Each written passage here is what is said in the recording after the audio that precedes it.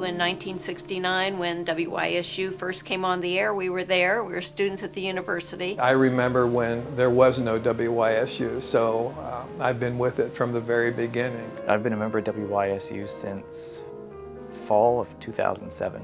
Well, I think we've been an underwriter for about 18 years. We've been listening to it for over 40 years. WYSU FM has actually forged a greater community. One of the things that the Mahoning Valley has is a tremendous number of cultural assets, such as the Butler, the Youngstown Symphony, of course, the College of Fine and Performing Arts. But WYSU, it really ties everything that arts and culture is in the Valley together. From having local conversations about issues impacting our area, along with the daily programming that goes on. A great source of information. I like the fact that it's non-biased. WYSU FM has the best of the best as far as public radio news is concerned. It just makes for an incredible asset to our community. If you want to have an unbiased news outlet, if you want to know about classical music, if you want to know about jazz, if you want to know about community events, and we're your radio station. Public radio is an important part of our community, and WYSU offers a lot of programming that is educational, it's entertaining. This is more than advertising for Shepherd. This is also supporting an important community asset.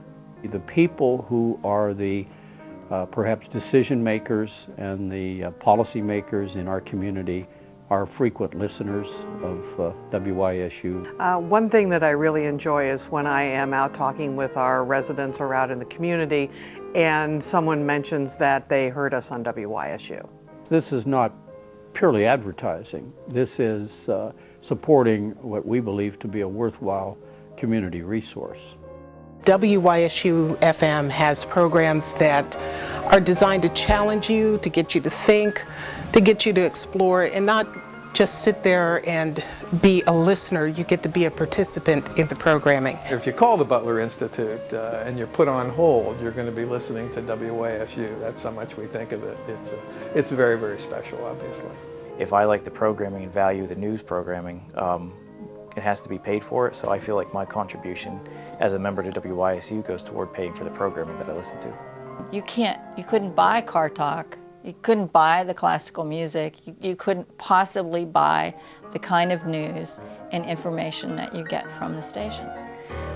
Even if it's just one piece of what WYSU presents, it's worth it to become a member to ensure that it stays.